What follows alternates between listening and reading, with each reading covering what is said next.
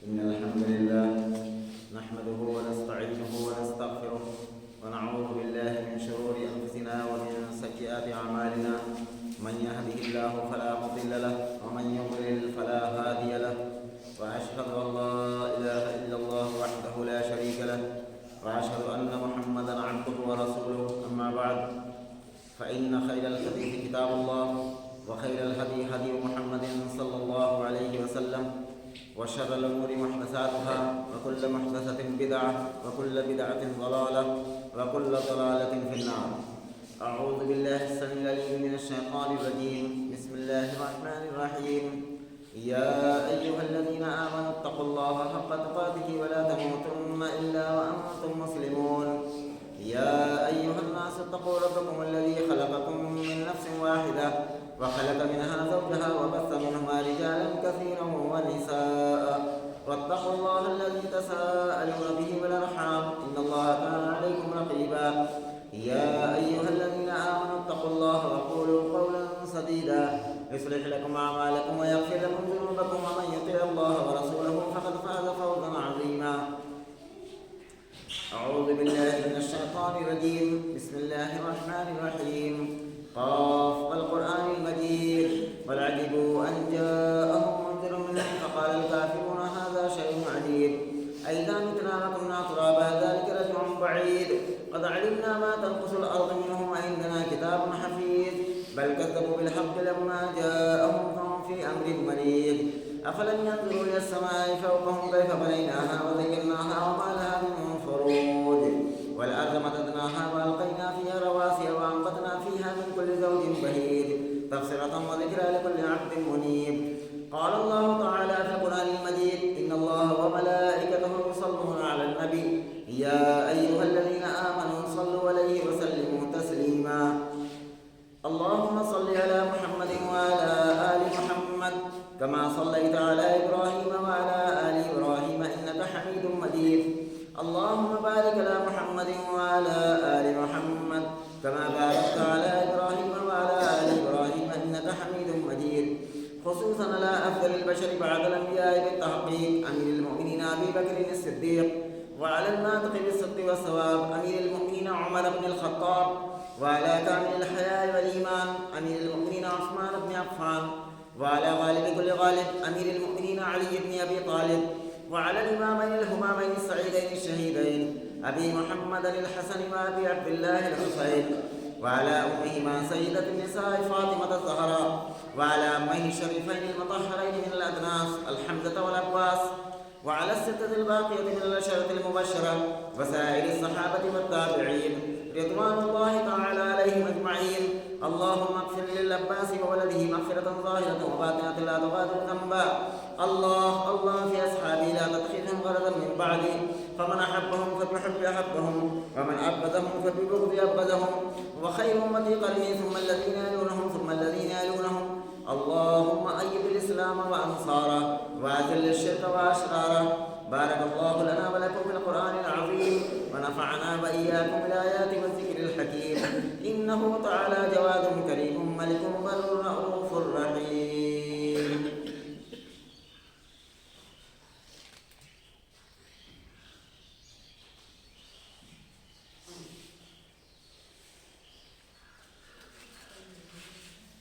إن الحمد لله نحمده ونستعينه ونستغفره، ونعوذ بالله من شرور أنفسنا ومن سيئات أعمالنا.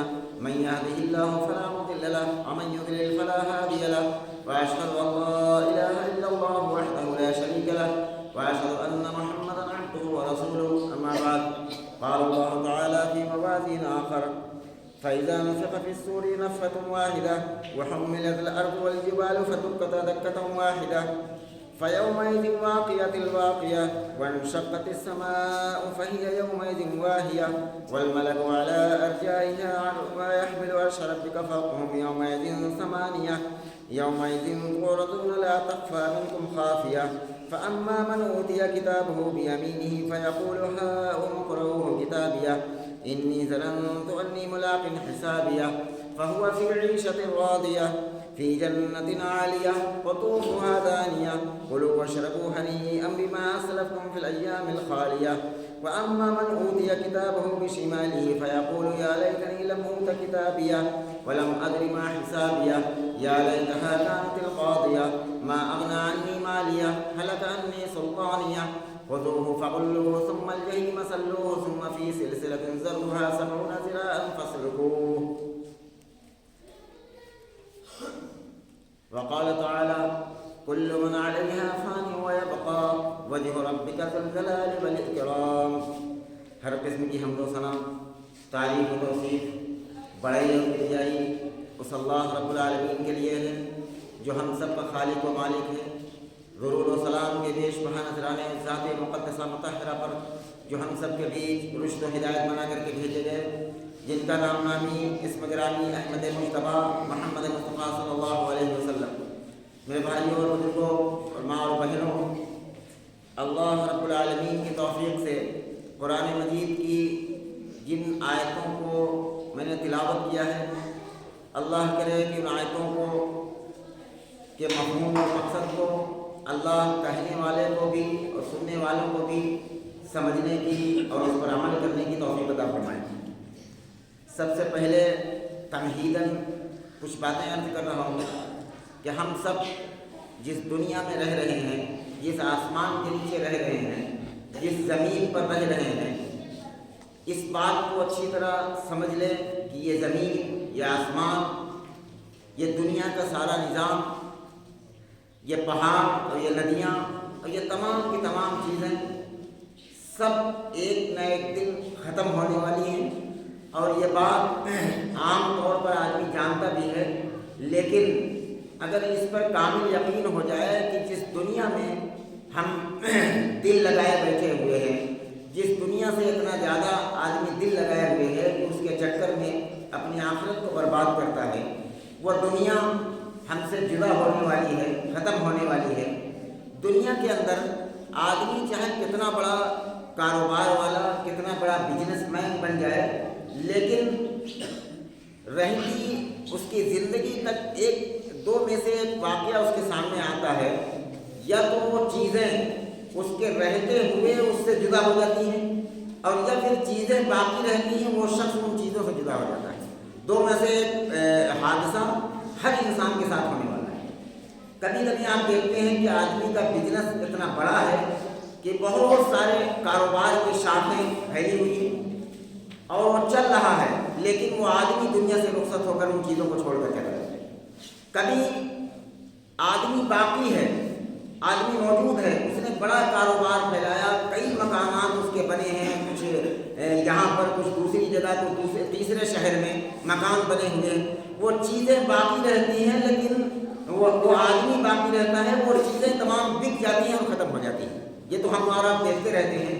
لیکن جس زمین پر ہم اور آپ چل رہے ہیں، جس آسمان کے نیچے رہ رہے ہیں، یہ آسمان اور زمین بھی ایک دن ایسا آئے گا کہ ختم ہونے والا. اور اصل وہ ہے کہ جو یہ چیزیں جب ختم ہو جائیں تو وہ بندہ کامیاب ہے کہ جو آخرت میں جہنم سے بچ جائے اور جنت کے اندر جانے والا بن جائے. بس وہی شخص کامیاب ہے. دنیا کے اندر کتنا بھی بڑا کاروبار پھیل جائے آدمی کا، کتنا اچھا مکان بن جائے، کتنی پراپرٹی ہو جائے، لیکن وہ ناکام ہے. ان آیتوں کے اندر جو آیتیں سورہ حاقہ کی صورت نمبر 59 ہے، اس کی میں نے 10 12 13 آیتیں میں نے تلاوت کی ہیں. اس تعلق سے اللہ رب العالمین ان آیتوں کے مفہوم اور مقصد کو ہم سب کو سمجھنے کی توفیق عطا فرمائے. جو میں نے سورہ رحمان کی آیت کریمہ تلاوت کی ہے، اس کے اندر اللہ رب العالمین نے ان آیتوں کے مجموعی طور پر اس حاصل کو بیان فرمایا. کل من علیہا فان. اللہ رب العالمین نے فرمایا کہ سب کچھ فنا ہو جائے گا، سب کچھ ختم ہو جائے گا. کل من علیہا فان ویبقى وجہ ربک ذو الجلال والاکرام. سوائے تمہارے رب کے چہرے کے، رب کے سوا ساری چیزیں دنیا سے فنا ہونے والی ہیں، ساری چیزیں ختم ہونے والی ہیں. یہاں تک کہ کانہ جمالۃ صفر. اللہ رب العالمین نے فرمایا کہ یہ پہاڑ ریزہ ریزہ بن کر اور روئی کی طرح، دھنکی ہوئی روئی کی طرح اڑ کر رہ جائے گا. اور یہ آسمان یوم تبدل الارض غیر الارض والسماوات حشر کے میدان میں لائے جائیں گے، اس وقت زمین تابع نہیں ہوگی، آسمان فولاد کا ہوگا، یہ تمام کی تمام چیزیں ختم ہونے والی ہیں۔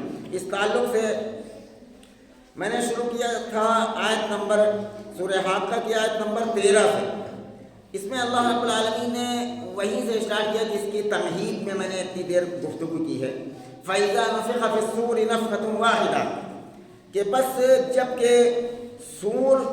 سور میں ایک پھونک ماری جائے گی اور پھونکی جائے گی، وَحُمِّلَتِ الْأَرْضُ وَالْجِبَالُ فَدُكَّتَا دَكَّةً وَاحِدَةً، اور زمین اور پہاڑ اٹھا لیے جائیں گے اور ایک ہی چوٹ میں ریزہ ریزہ ہو جائیں گے۔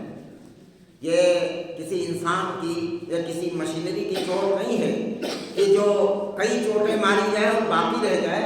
اللہ رب العالمین کا ایک حکم سب سے بڑی چوٹ ہوتی ہے۔ اللہ رب العالمین فرماتے ہیں کہ یہ زمین اور پہاڑ اٹھا لیے جائیں گے اور ایک ہی چوٹ میں فَدُكَّتَا دَكَّةً وَاحِدَةً، ایک ہی بار میں یہ تمام کے تمام پہاڑ، یہ دنیا کے اندر جو بہت پہاڑ ہے، یہ دنیا کے اندر بے شمار ایسے پہاڑات ہیں جن کو دیکھا جا رہا، لوگ دیکھتے ہیں اور سنتے ہیں، یہ تمام کی تمام ایک بار کے اللہ رب العالمین کے حکم پر ایک بار کی چوٹ پر ریزہ ریزہ ہو کر رہ جائیں۔ فَيَوْمَئِذٍ وَقَعَتِ الْوَاقِعَةُ، اس دن ہونے والی قیامت ہو پڑے گی۔ یہ قیامت کا تذکرہ ہے اور اس صورت کے شروع میں ہی اللہ رب العالمین نے قیامت کا تذکرہ، الحاقۃ ما الحاقہ، وہ ہونے والی چیز وہ ہو جائے گی، وہ جھٹکا اور دھماکہ۔ وما ادراک ما الحاقہ، تم کیا کہہ رہے ہو حاقہ سے کیا مراد ہے؟ حاقہ سے مراد ہے ایک اللہ کا حکم، ایک جھٹکا جو پوری دنیا کو درہم برہم کر کے رکھ دے۔ اور فرمایا کہ وانشقت السماء فہی یومئذ واہیہ، اور آسمان پھٹ جائے گا اور اس دن بالکل بودا ہو جائے گا، پھٹ کر ختم ہو جائے گا۔ اور فرمایا کہ والملک وعلی ارجائها ویحمل عرش ربک فوقهم یومئذ ثمانیہ، اس کے کناروں پر فرشتے ہوں گے، جو آسمان لایا جائے گا اس کے کناروں پر فرشتے ہوں گے، اور تیرے پروردگار کا عرش اس دن 8 فرشتے لے کر کھڑے ہوں گے۔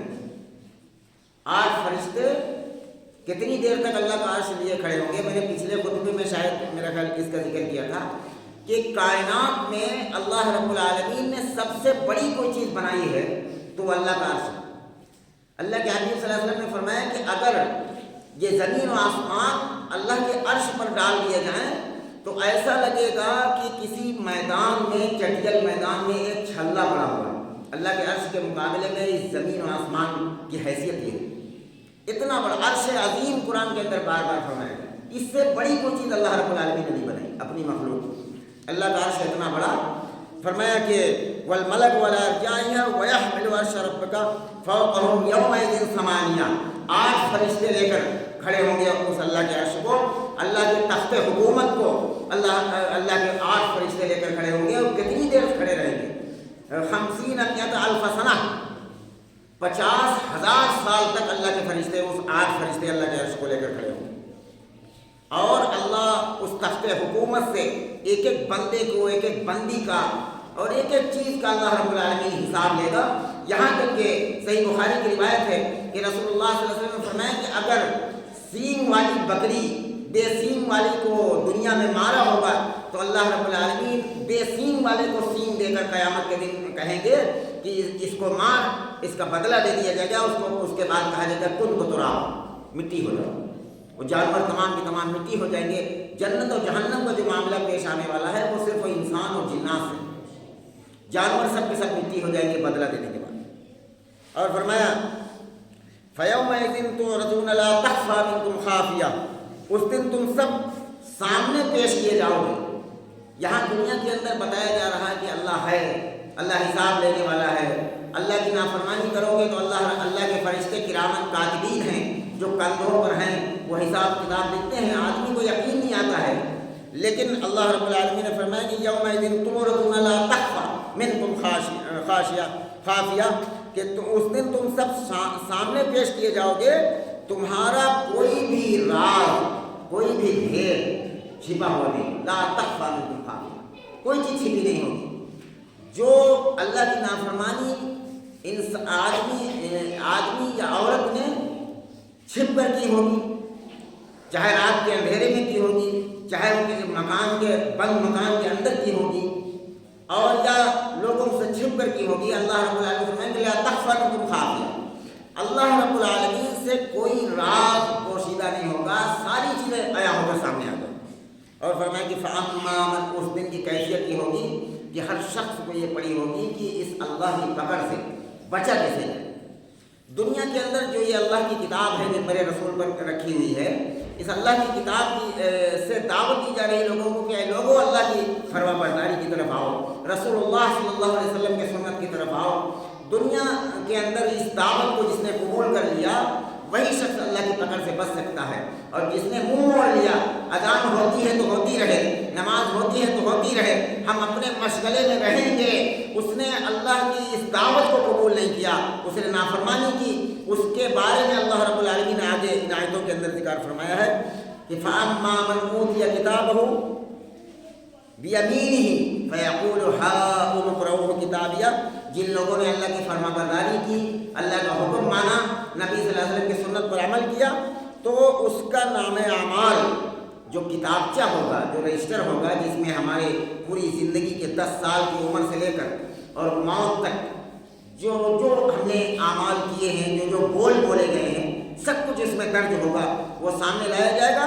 اور اللہ رب العالمین فرماتے ہیں کہ اس کا اعمال نامہ دائیں ہاتھ میں دیا جائے گا، وہ کہنے لگے گا، اور دائیں ہاتھ میں اعمال نامہ جانتے ہو، دوسری سورت کے سورہ معارج کے اندر اس کا ذکر ہے کہ جس کا نام اعمال قیامت کے دن حشر کے میدان میں دائیں ہاتھ میں مل گیا، سمجھ لو کہ وہ کامیاب ہو گیا۔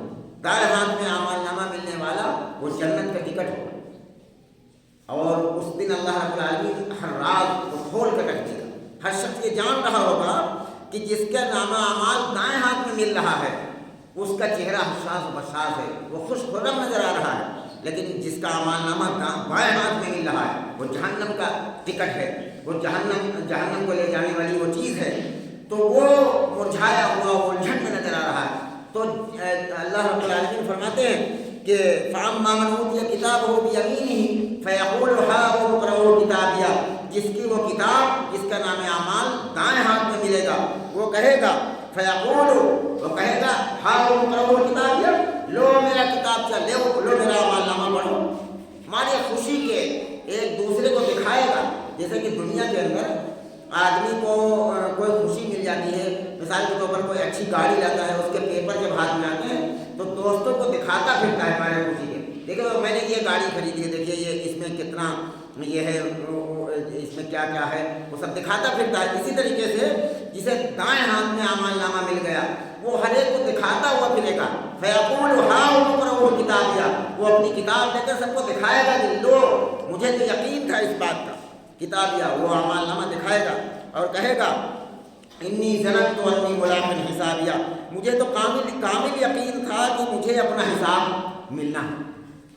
اب کامیاب وہ لوگ ہیں جو دنیا کی 24 گھنٹے کی زندگی اس ارادے سے گزارتے ہیں کہ اس یقین کے ساتھ کہ مجھے حساب دینا ہے اللہ رب العالمین سے، ہر چیز کا، چاہے وہ اللہ رب العالمین سے تعلق رکھتے ہوں، جیسے وہ چیزیں ہیں نماز ہے، روزہ ہے، حج ہے، زکوٰۃ ہے، ان تمام چیزوں کا اللہ رب العالمین سے تعلق ہے، اللہ کی نافرمانی، اور اسی طریقے سے جن برائیوں کا تعلق بندوں سے ہے، کسی کے پیچھے غیبت کرنا، چغلی کرنا، اس کی برائی کرنا، اس کی عزت پر حملہ کرنا، یا اس کو ناجائز طور پر ستانا، اور ان تمام چیزیں، اور میں اب وقت نہیں ہے ورنہ میں اس حدیث کو بیان کرتا ہوں، آئندہ انشاءاللہ کوشش کروں گا کہ اس حدیث کو سامنے لاؤں کہ جو شخص حقوق العباد میں پھنس جائے گا، اللہ کے بندوں اور بندیوں کے حق میں جو شخص پھنس جائے گا اس کا نتیجہ اور زیادہ برا ہوگا، کیونکہ یہ دنیا ہے، اگر کسی کو گالی بکی ہے، کسی کو ناجائز ستایا گیا ہے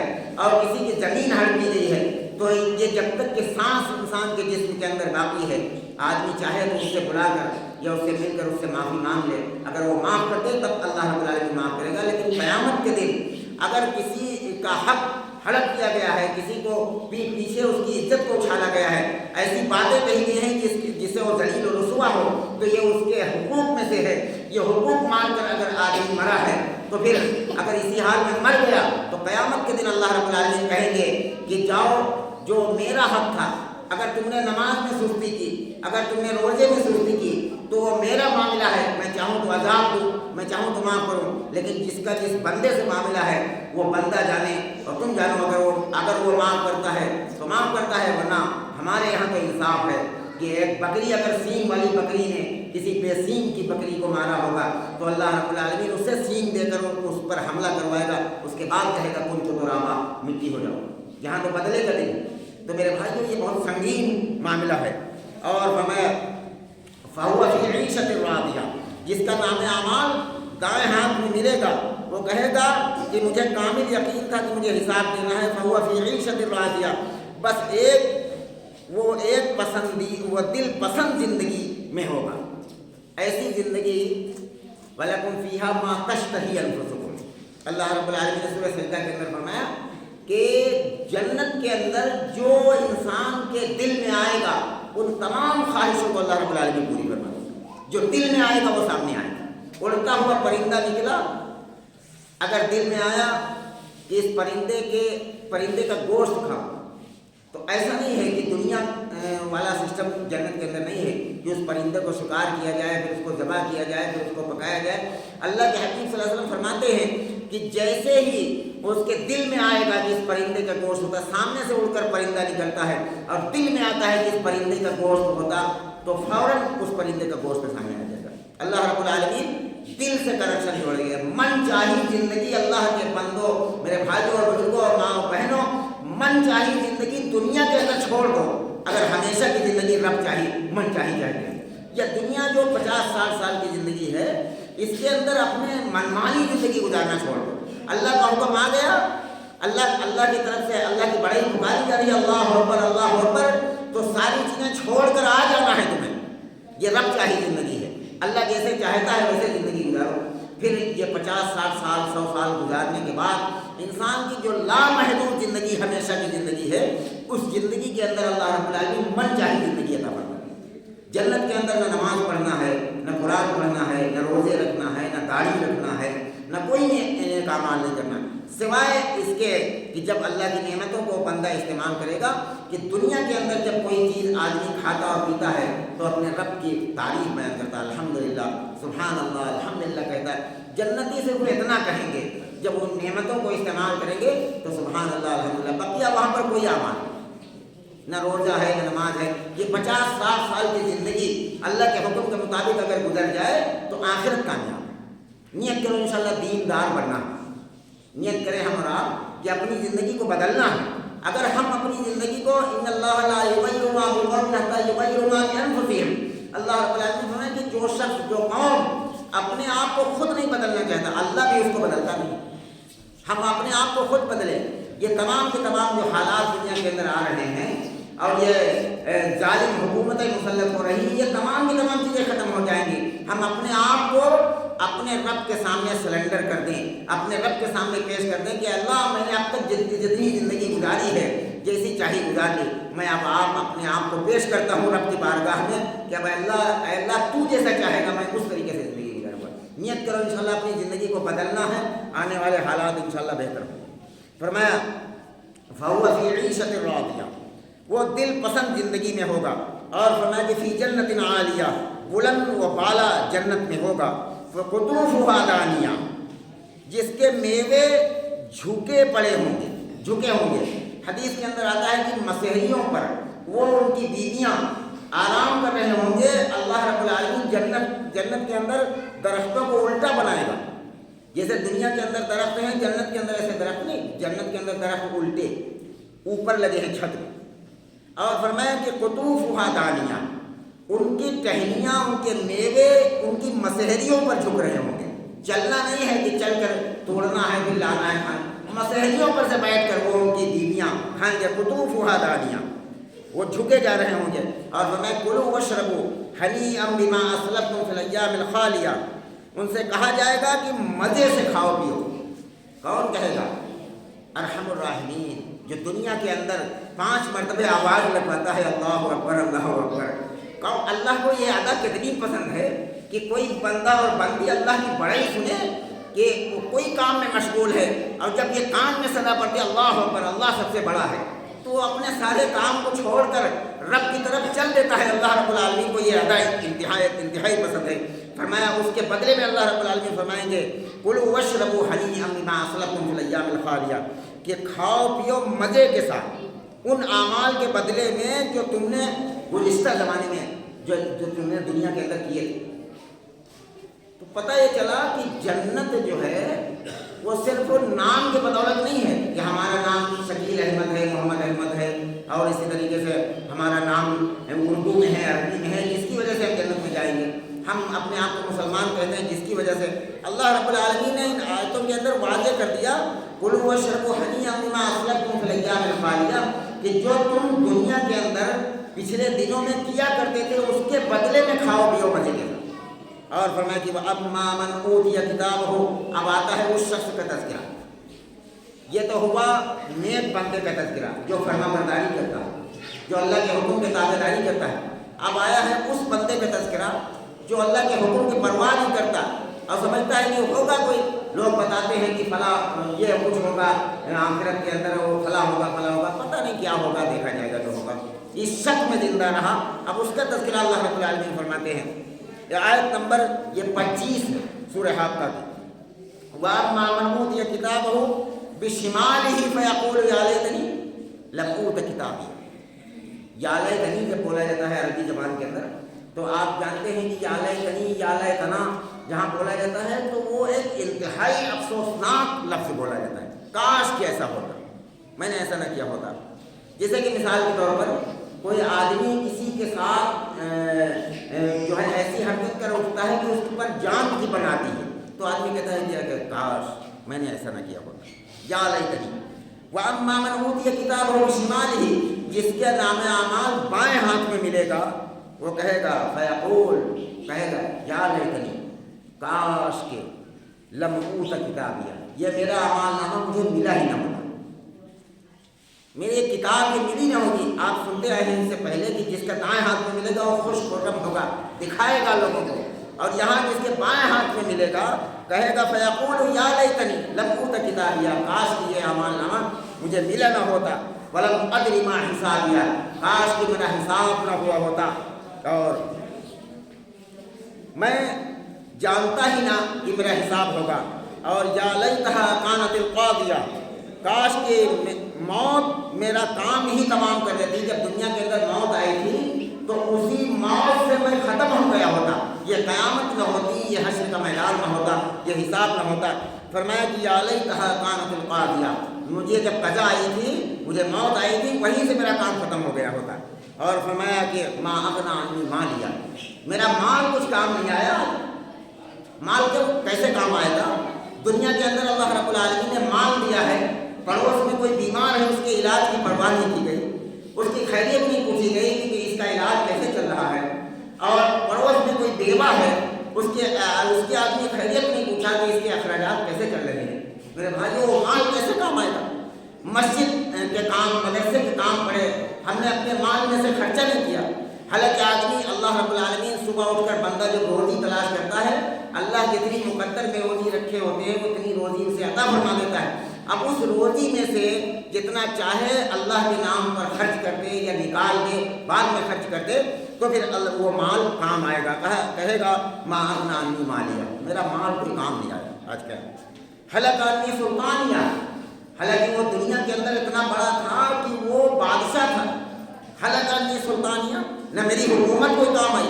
اللہ رب العالمین نے آیتوں کے اندر ان بڑے بڑے لوگوں کا تذکرہ کیا جن کی صرف وہ بلڈنگیں نہیں بنی بلکہ دنیا پر حکومت بھی ہے، بادشاہوں کی، ان کا تذکرہ کیا۔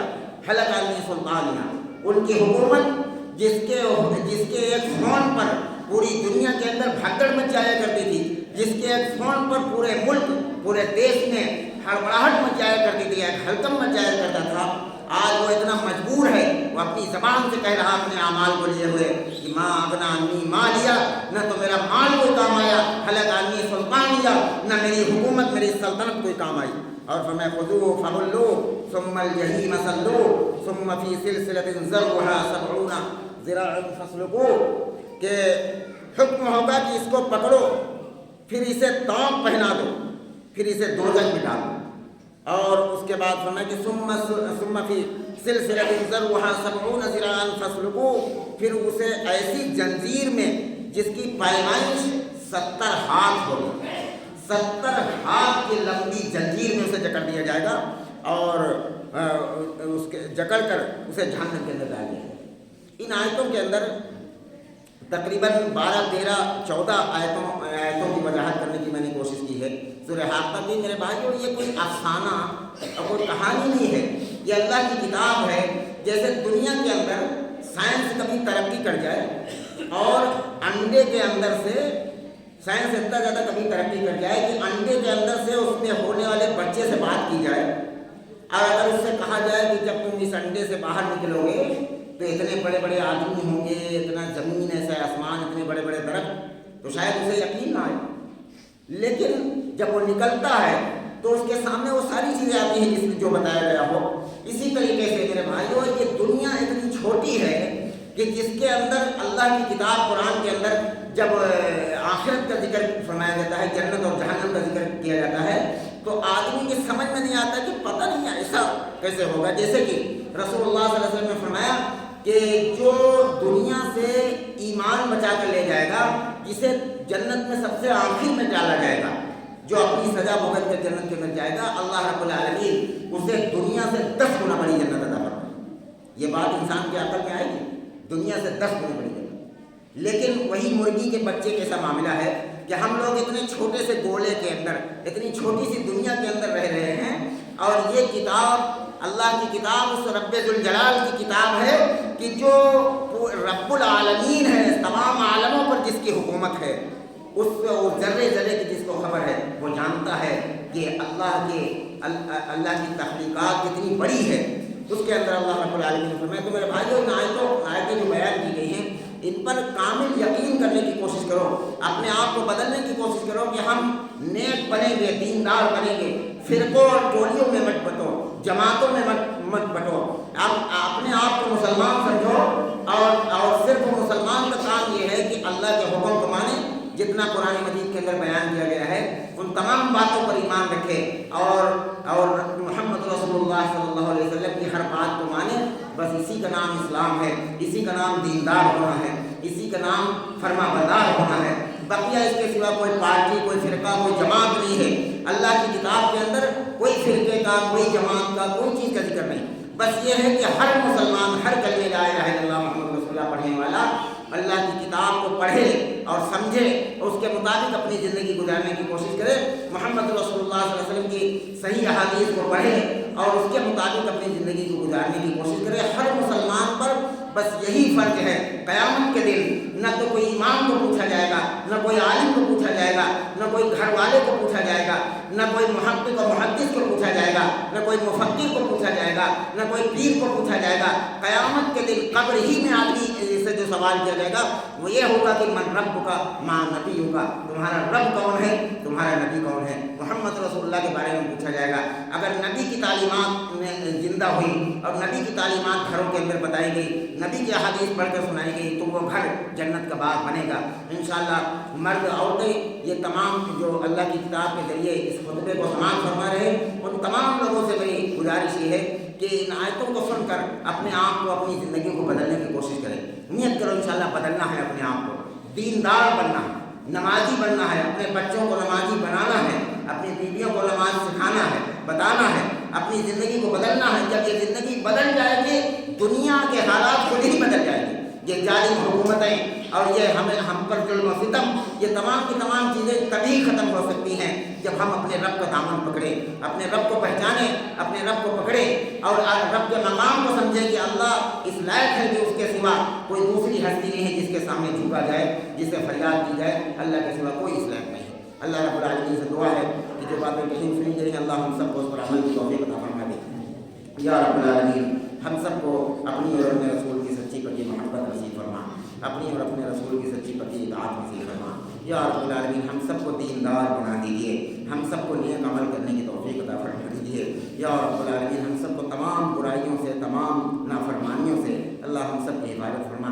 یا رب العالمین شیطان کے فریب سے امت کی حفاظت فرما، لوگوں کے فریب سے پوری امت کی حفاظت فرما، یا رب العالمین پوری امت کو قرآن و حدیث کے علم کو سیکھنے کی اور اس پر عمل کرنے کی توفیق نصیب فرما، یا رب العالمین جو علم والے ہیں اللہ انہیں صحیح بات بتانے کی توفیق عطا فرما دیجیے، قرآن و حدیث کی بات بتانے کی توفیق عطا فرما، یا رب العالمین کرم کی نگاہ سے اس امت کو دیکھ لیجیے، رحم کی نگاہ سے اس امت کو دیکھ لیجیے، یا رب العالمین ہم نے جو بیمار ہیں گھروں میں اسپتالوں میں سب کو شفا کلی نصیب فرما، یا رب العالمین ہم نے جو قرض دار ہیں ان کے قرضے کی ادائیگی کی غیب سے ساتھ عطا فرما، یا رب العالمین ہم نے جو نوجوان بھائی اور بیٹیاں اور ہماری بہنیں جو شادی کے لائق ہیں اللہ ان کو نیک رشتہ عطا فرما دیجیے، نیک رشتہ عطا فرما دیجیے، اپنے کرم سے قبول فرما دیجیے، وصلی اللہ وسلم عباد اللہ رحمکم اللہ ان اللہ یأمر بالعدل والإحسان وإیتاء ذی القربى وینہی عن الفحشاء والمنکر